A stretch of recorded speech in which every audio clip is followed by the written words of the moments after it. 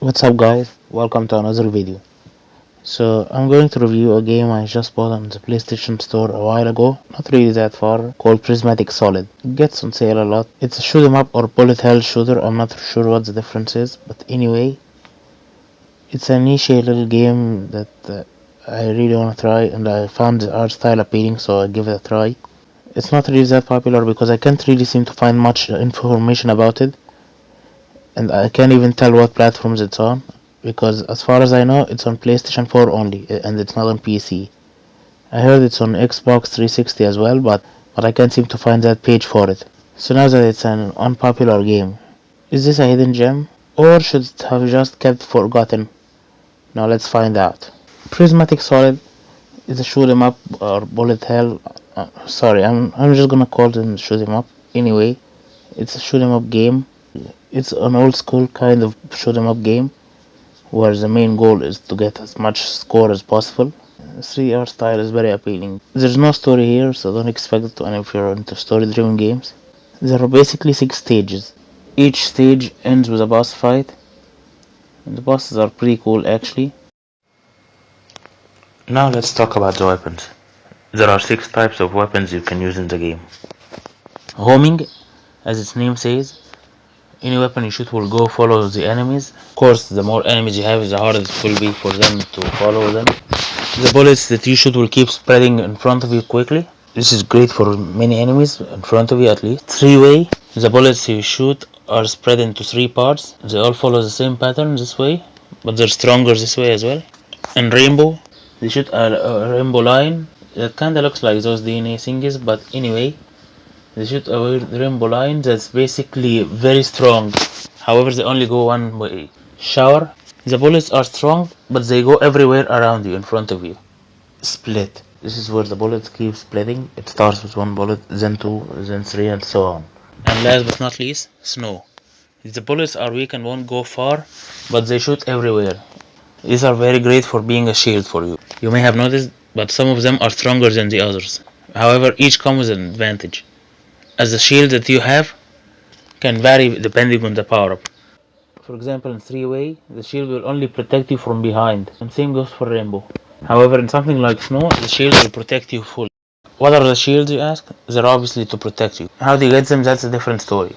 You have bombs that you collect throughout the game. These bombs can help you eliminate other enemies. However, each bomb you have comes into a shield. The more bombs you have, the stronger your shield is.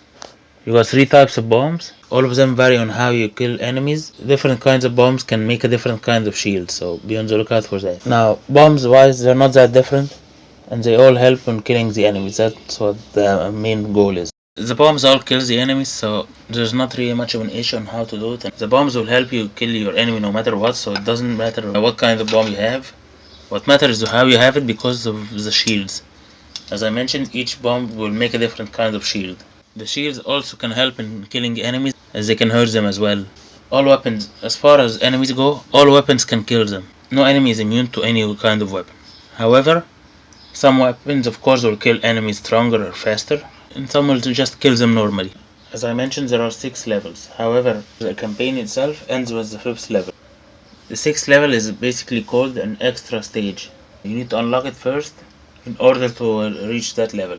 The 6th level is actually the hardest level, since unlike the rest, you don't rely on shooting much, but instead you rely more on dodging. But it's still a fun level. Once you defeat the campaign, you will unlock something called Round 2. This is basically like New Game Plus, where you continue. However, there are lots of differences from the original playthrough. The first thing is that unlike the original playthrough where you can switch between levels anytime you want, this one has to be played in the entire playthrough. That's right, all 5 or 6 stages must be played in order to win. Another difference is how the enemies are much stronger, of course. Some enemies are very strong, however, all will kill you from one hit, but rather they will become bullet sponge. Sometimes they won't get stronger, but rather they will get faster. And as far as the bosses, they will change as well. Sometimes they will either become much stronger, or sometimes they will just get more. The bosses, on the other hand, are going to be much different.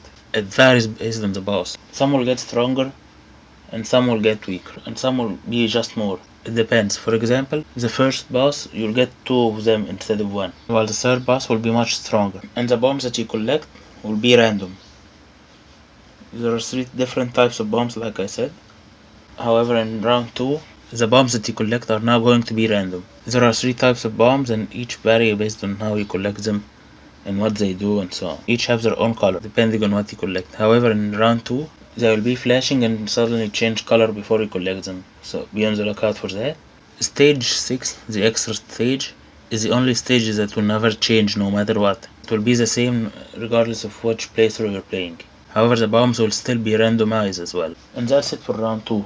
And every time you start a level, you'll get with amount of bombs that you can use later in the game. However, in round 2, you'll start with no bombs. And that's it for round 2.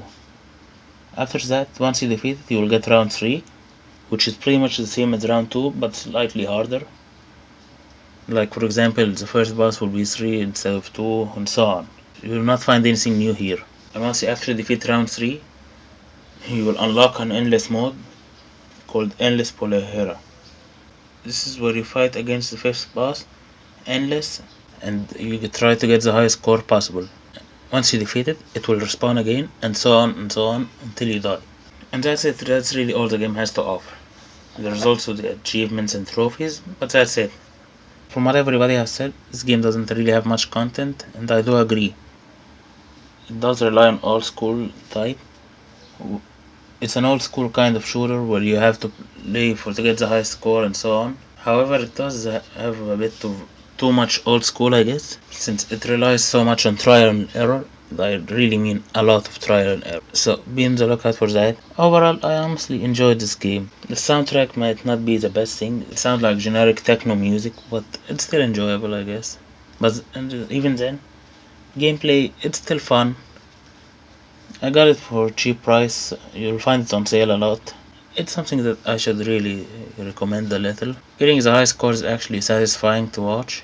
You just don't expect much than that. A solid 7.9 out of 10 for me. So yeah, thank you guys for watching my video. I really hope you enjoyed my review.